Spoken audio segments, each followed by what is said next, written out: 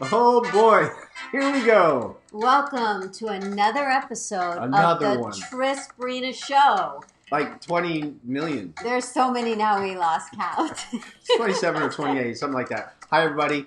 Come on in. We got a juicy conversation going down right here, right now. We do. We're going to learn how to give up the old you and embrace the real you. The real you. What's Yeah. the difference between the real you, the authentic you, the new you, the personality you, the soul you, Oh, my the goodness. moo you? I'm feeling like Sybil.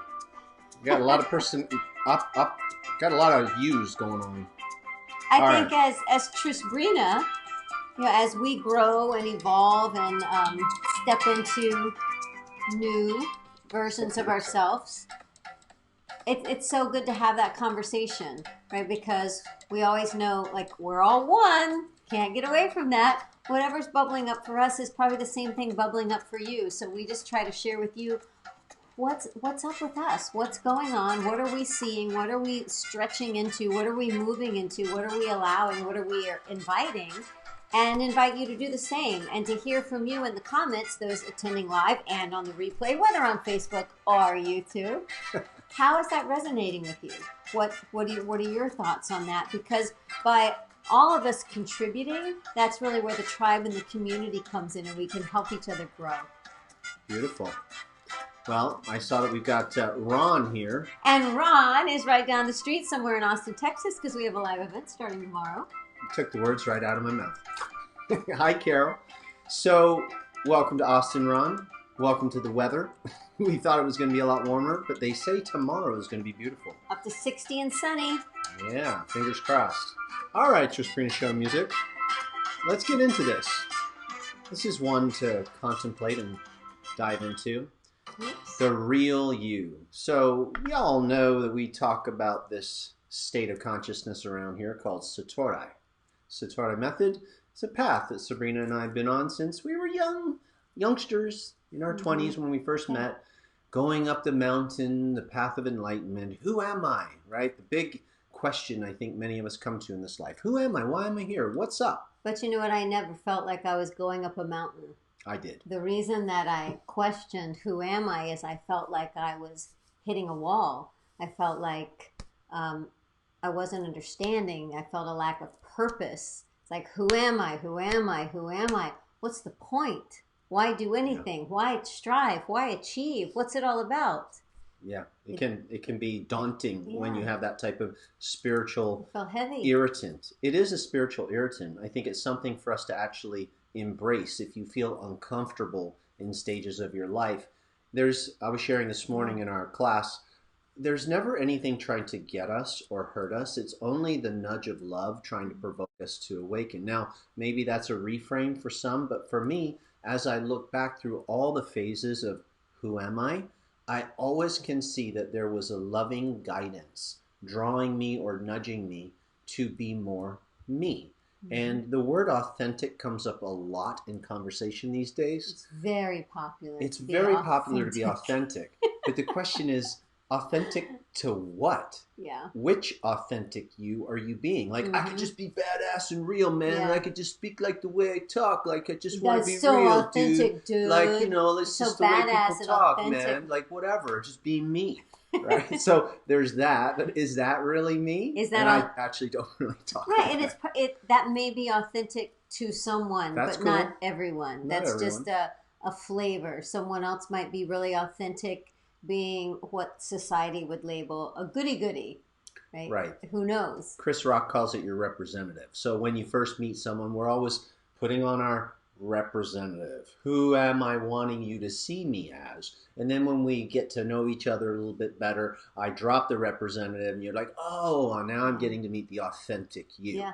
You know, That's a really deep thing you just said. I know. Who do I want you to think I am? Right. It's what you said. Yeah. But also, I know when I'm showing up as my representative, it's not just who I want you to think I am, because my ego is more insecure than that, and is who am I comfortable being so that I can be the person that I think you need me to be so you can think this about me. That just had a lot of layers to it, but it was good. That was good. Say it back, honey. No way. But this whole idea or this desire to be authentic is a beautiful thing. We see you guys popping in. We Welcome. see y'all. Hi there, B. Hello, Devin. Hi, Maria. It's good to want to be authentic, right? When people usually will say that word to us, like, we love how authentic you guys are. I think because they don't meet a representative, they feel the truth of who we're being. We're being ourselves right now. But I wanted to go even a deeper layer in this life, beyond just being comfortable, being natural, being authentic. What is the real truth behind who I call Tristan? And I can tell you that it's not the person who feels uncomfortable.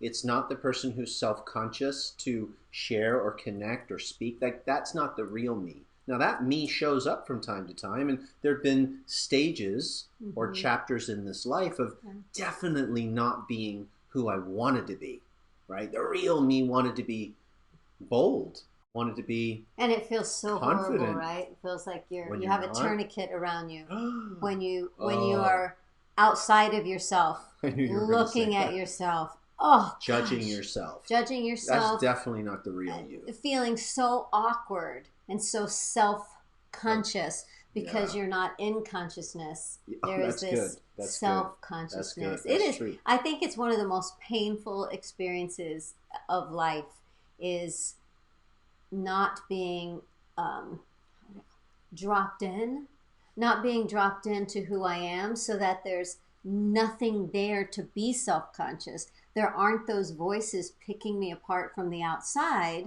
worrying about what other people think, which is usually only what I think. I'm afraid that other people are going to think about me, those things that I think about me, right? Otherwise, we wouldn't care. We wouldn't care what other people thought unless we were afraid it was true. I like B's question, and she said, I think a lot of people use authentic instead of genuine. And that's a beautiful way of putting it, being genuine, being honest, being integrity-based.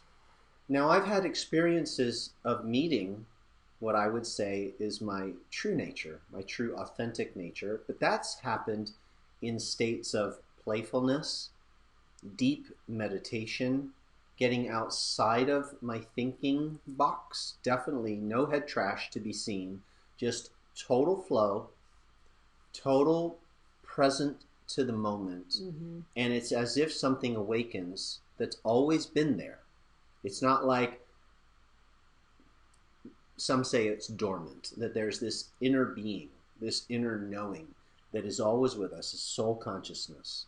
But when there's too many illusion layers of the mind and the programs and the stories, it gets a little bit lost. It's behind a veil. And I would say that veil has definitely been lifted, and I have experienced the real me. And it's beyond the name Tristan and the personality and all of that. But bringing that into everyday life and living in that, that's been the journey that I love being on with you. And to me, that's being authentic, is actually bringing that true nature into all that I do. Because I'm not always in that. There's we call it the forgettery. There's slipping away moments that so many of you talk to us about. And there's this great desire, and it's inbuilt, it's default, to always return to our true nature. So that's what I know you have an opinion or you have an insight on this. I've got a lot of opinions. When I get up, you know something's coming. All right, what you got? Well, no, I was just thinking about words that are very trending right now, and I actually like the words. Things like unleashed. I like that. Unapologetically you. I like that. Uncensored. And why do I like those words? Why am I attracted to those words? And I think for me, it's because the soul has evolved and continues to evolve. And then there's the personality. I'll say the non-physical me and the physical me. And maybe the physical me has more of the personality traits.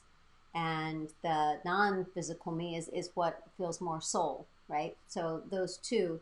And as the evolution happens and I'm more and more in alignment with that soul, walking hand in hand with my friend, my twin, my team, me and source, and I'm holding the hand of source, the personality still has from the past, from childhood, from yesterday. It's not all about your freaking childhood. That's stuff that happened yesterday that censors me. What people need me to be, what people think I am, what nice is, what is polite, what is professional, What's proper? What is spiritual. Mm. All of these things. So those words like uncensored and unapologetic and unleashed, for me, I like those words because it's inviting the personality part of myself to erase those identification lines so that the soul me and me as a team can express itself without limitations. So then I think, well, I might say things that those people that think I'm nice don't really like. Okay. So what do I want more? Do I want more to feel the freedom of my being merging with the me and me? Or do I need to stay within the lines, or color in the lines for the people who have an idea about me, right? These people that think that I'm so sweet. I'm so sweet. I'm so You are nice and sweet. I am, but don't mess with my friends. Angel bear. And I'm sarcastic. I have a great sense of humor. Let me tell you about my sense of humor. I think I'm hilarious. So just right before we went live, Tristan was in the bathroom. I was brushing my tongue. I don't know if you ever brush your tongue. And I was like, oh, I got some stuff I'm going to clean off my tongue. You said I have some white stuff on my tongue. My body had been a little bit under the weather and had a little tummy bug or something. And so there was a cleanse going on. And then she looks at me and she says, oh, that's just the arsenic that I've been putting in your breakfast showing up on your tongue. And she thought that was very funny. And I said, well, if you're trying to knock me off, you shouldn't tell me. I thought that was really She's funny. A script writer. And then he got a little scratch on his neck and he goes, this little scratch on my neck is kind of red. And I go, that's a side effect of the arsenic I've been putting in your breakfast. And some cuckoo, right? So there's things that I think are funny that some people don't. So at times, maybe I hold back that kind of humor for those people that just don't think saying things like that are nice or appropriate. And I'm going through a phase where it's like, if you don't like my humor, you can turn around while I make my hilarious jokes and then turn back around when I'm done. I'm kind of feeling a little rebellious and it feels good. And I think the reason that I'm feeling rebellious is I've created a contraction in myself trying to only show the colors that I know people will like. And I'm feeling like, well, I have so many more colors. I'm like, the cheap box of crayons, the 24 that everyone likes, but I got the jumbo pack here with the sharpener in the back. There's a lot of color. And some people aren't going to like those colors is the fear. And so that's what the unleashed and the unapologetic. Kobe thinks you're hilarious. The arsenic joke? Yeah, I thought it was pretty funny. That's awesome. Anyway, so those kind of words, because when you're talking about being real and authentic, to me, the soul it's just pure God.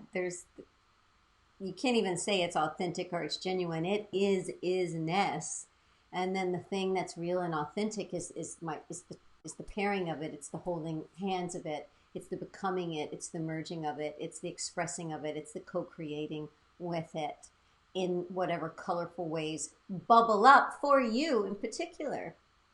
Speak. I can tell you this relating to being real.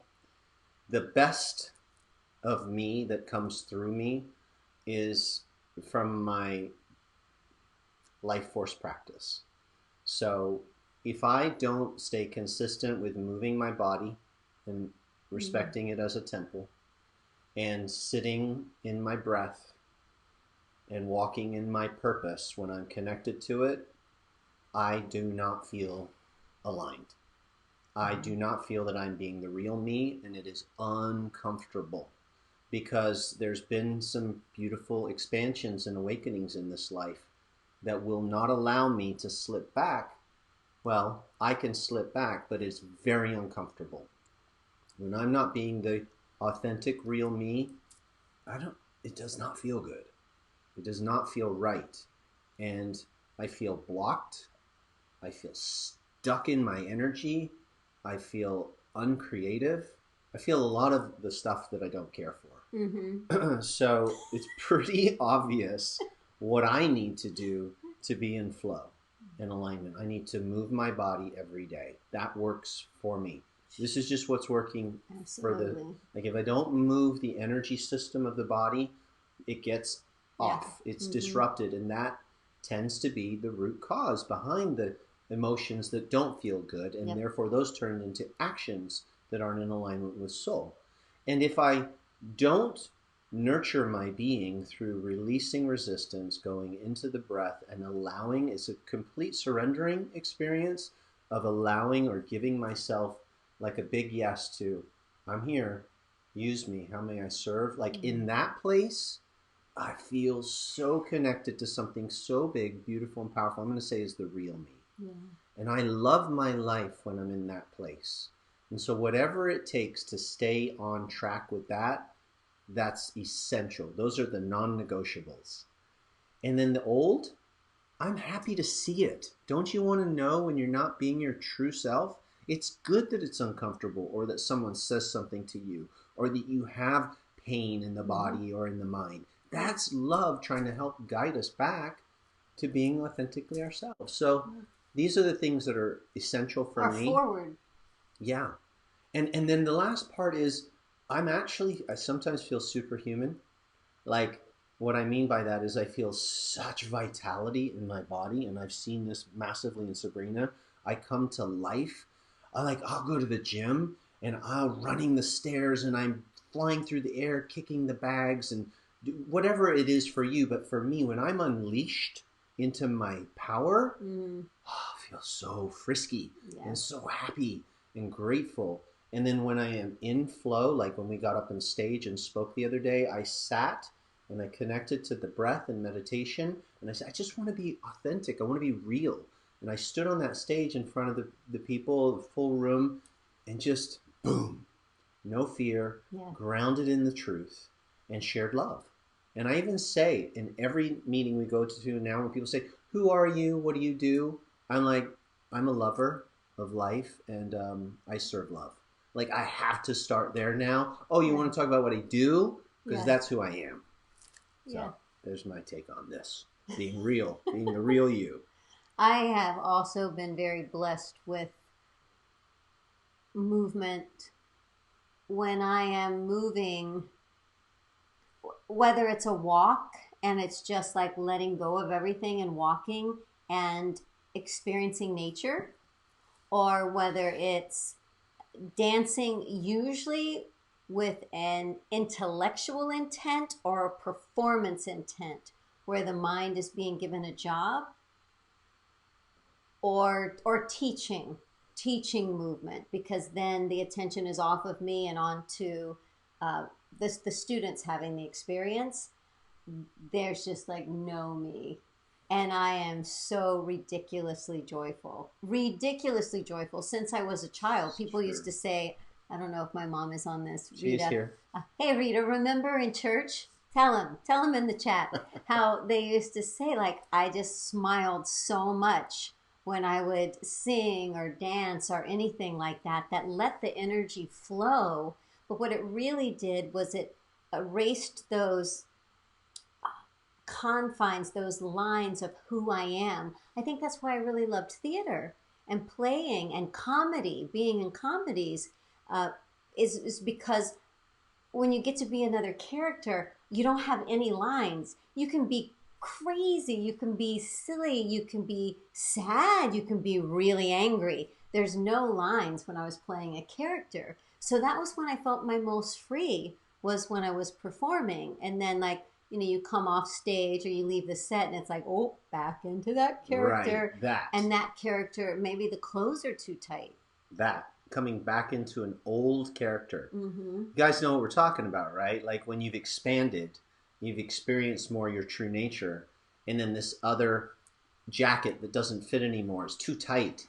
And you're like, oh, I'm having to play in this role. Yeah. And this isn't me. I know some of you are like really experiencing that in your life right now. I'm bigger than this. I've expanded beyond this. That's the old me. That's why we said releasing or letting, I don't remember exactly how we said it. What do we say? Releasing, giving up, which means you got to be willing to give it up, right? There's an ability. What is it? There's a dedication. There's a commitment inside of us. It's like, no, I'm ready to let that go, because even though I'm scared, the one who's thinking this has got fear. It's an identity that doesn't want to drop off, because then I'm like, well, who am I? Well, wait a minute. Remember who you are. Find that skill, that ability to remember. Then you can release. Because when you know, like when you have a connection to, no, this is my truth, you can lean into that more effortly. Yeah. Because whatever is in front of us, in front of you, it's never a punishment. It's an invitation that you're sending to yourself.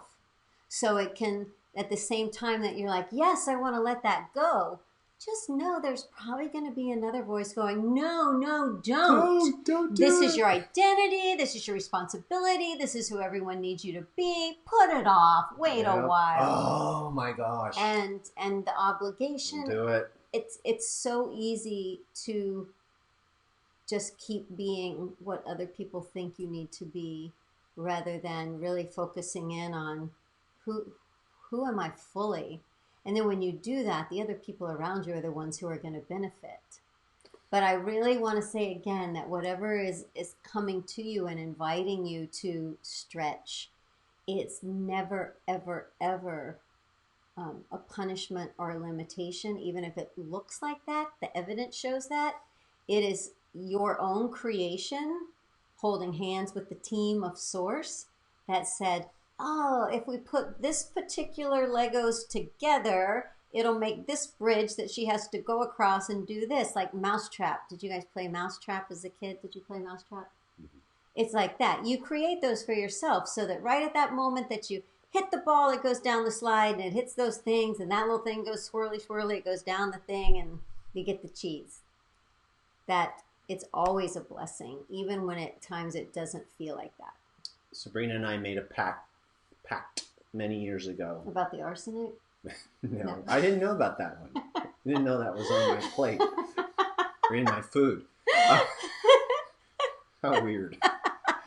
The pact that we made. I don't know why I think it's so funny. It's a pact that we all make with ourselves, or we can make with ourselves. And the pact was, we will, no matter what's in front of us, always choose the path of love over fear. We will choose the actions that are based on not shrinking and being small, constricted, or fearful. Yeah. We will choose expansive, love-based actions, even if they're uncomfortable to the old self. Yep. Because the path of love always, when you're on the other side of that, speaking your language, Kobe, when you're on the other side of that, looking back, you have the faculties, the resources, and the consciousness to handle what that other person could have never handled, right? This one, who's saying yes to love and expansion, even through the shifts that have to take place, has everything they need, that their soul needs, their soul's capacity can handle next. Yep. I remember a particular situation where we really talked about that, and we thought, wow. Sabrina, that thought doesn't sit with me. Heavy sigh. What thought? Arsenic, maybe. The arsenic? So we were involved in like a spiritual club, spiritual group, church, whatever you want to call it. And we noticed a lot of the decisions being made more from fear and conforming. And so many of our friends were involved in the church. And we had to look, and we were both saying, this doesn't feel like love. This feels like everyone is making decisions out of fear of doing the wrong thing, fear of being bad, fear of not being accepted. And for us to make that decision and make that statement and take actions that felt in alignment with what we see as love, we actually moved, caused distance between other people that were our close friends because we were choosing something different. But if we hadn't done that and moved in a direction that felt more like love to us, we wouldn't have the virtual dojo. We wouldn't have this experience. We wouldn't have the Trisbrina show. And at the time, part of that was really painful because it was like, oh, if I don't, I felt like, oh, if I don't agree with you and have the same opinion as you, and I think that feels not like love, and this feels like love, we can't be friends. But sometimes it's like that when you get in groups of people. It's very important to people that like we think the same, and to me, that's small. Absolutely. Yeah. Debbie's question or response is, I understand what you say. Have difficulty seeing how another can crush your heart and know it was my creation. Were you speaking to that? Probably. Yeah. Well, when I said that everything that, so for me, Debbie, I take full responsibility for everything that happens to me, and I begin and end each day and every moment that I can remember during the day ask for guidance and ask for the exact lesson that's going to bring me closer to knowing the pureness of love and having the relationships that let my soul blossom and to bring me the lessons that I need to have that experience. So everything that bubbles up in my life, if I blame someone else, there's nothing I can do about it. But if I take responsibility for it and say, okay, this is the situation in front of me that God is putting in front of me that I asked for, because going through this experience is going to transform me like with the coal into a diamond. I'm going to use this experience that right now to my personality feels like my heart is crushing, because I think we've all experienced that. Because from that, the person that I am is going to move forward into things I never even believed was possible. I would feel very disempowered if I said that somebody has the power to make me feel a certain way. I feel a certain way, and I can say it's because of that person. I mean, I obviously am insanely in love with this person. My name's Tristan. Tristan, thanks. And if he says something, when he says something that irritates me and makes me mad, right? Never. And I want to be like, oh, I even in that moment that he said, and maybe what he said was totally wrong, or like not fair, or limited thinking, or shallow, or not as smart as me, all that kind of stuff, then, but still my reaction to it, my hurt, my anger, my self-righteousness, whatever I'm feeling is inside of me. It goes back to the lemon. You squeeze a lemon, whatever comes out of it, that lemon juice is because that was inside of me. So when I get squeezed, whatever's inside of me is me. And I think it's extremely empowering to step into that. I might not like it, and it's gonna sometimes hurt really bad, like losing a pet, losing a parent. All these experiences that we go through are transformational, but keep the power and keep the gratitude of this is exactly what I needed. And this is just what I think. If you don't, that's cool. I think the lesson and the conversation that's coming through right now is probably the most empowering shift that a human being can make. And it is not an easy shift to make, because when we feel crushed or hurt or whatever, betrayed by others, it's intense. Sick. And it feels very much like it was put upon us. And so to take full ownership for it is tough. Mm-hmm. Granted, nobody here saying that's not freaking gnarly.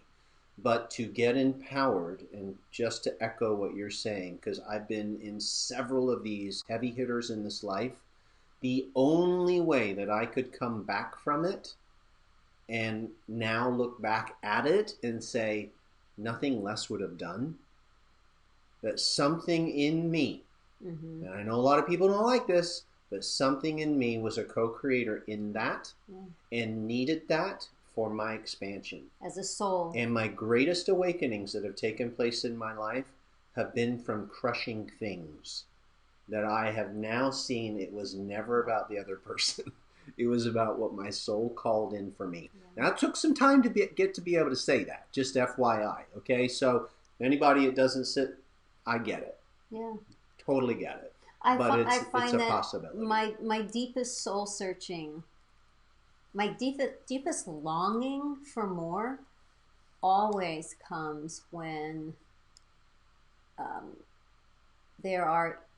dealing with things emotionally that don't feel right, that I feel unsettled, that I feel devastated, that I feel sad, that I feel not enough, that I feel bored. And that resistance causes some type of creativity, inspiration, intuition to help push me towards a direction. Sometimes I feel like I get just content, me personally. I'm naturally sort of happy a lot of the time, that I'm not depressed. And right? It's like that I can just sort of go along and start allowing every day to unfold, but not in this beautiful, eye-opening, awe-inspiring, amazing, with gratitude. If this is the last day of my life, it was a life well lived. Not that kind of rolling out, but I can get a little bit comfortably numb in contentment. Yeah. And I don't want that. And that's why kind of we're talking about this conversation that we're having, is because we started feeling like, wait a minute, we can't be this Trisabrina couple that likes this and doesn't like this. Or for me, I was putting lines on myself, like a 1-lane highway, right? And I want to be 5 lanes wide and change whenever I want and feel free in doing that. You're funny. Kobe says, I remember the first time I heard... Arsenic helps with your humor. I guess so. Kobe says, I heard Jack Canfield say to take 100% responsibility for your current peace, because you either did it yourself or you allowed it to happen. And that gave me my power back, because I could do something about it, and the victim went away. That's beautiful, Kobe. Yes, the victim drops when we say, okay, all right, I see how I played a role in that. Or here's what I'm going to do with this, much, and turn it into great transformation. Did you say munch? Munch. Like I'm going to eat that thing up. Bring it. Let's go. So it feels so good. It may take a little time sometimes. You know, you got to be patient with yourself. I'd say like 3 weeks ago, there were like 3 days I was so gloomy, right? Yes. And I thought, I kept taking my temperature, because usually I feel that kind of gloom if my body is sick, and I don't know that it's my body until I find out that I have the flu. So I'm confused. And it took a few days to sort of pinpoint and figure out what it was, so that I could bounce back. But sometimes, honestly, you can't just be like, okay, I take responsibility. Yeah, there's cheers, a process. Happy. Oh, absolutely. It's stair stepping, right? Yeah. Like maybe the first floor is feeling crushed and devastated from maybe a relationship just exploding, and feeling like you're moving on is the second floor. But there's steps along the way, and most of us have to take one step at a time and learn so much on every step, and then have so much compassion for others as we step on those steps that we've never stepped on before. Because when you haven't been through something, it's really easy to give advice. And then when you go through it, you're like, oh my gosh, I can't believe I told that person to just drop it. As a coach, I look back at all the advice I've given. I'm just like, hush. And you don't know what people need. They're going through what they're going through. But isn't it awesome that we can have this conversation in this way, even if you're on the replay, and you can vibe with this conversation, knowing that there are other people who relate in this way to life, and want more expansion and yeah. want to have those little new ways of looking at things so that we can keep moving forward into the real is the best. So I'm really grateful for you guys, for what comes through Sabrina, for this connection that we can have this dance together. It's really, really amazing. And thank you everybody for the incredible contributions in today's share. This has been beautiful. I'm going to leave with this.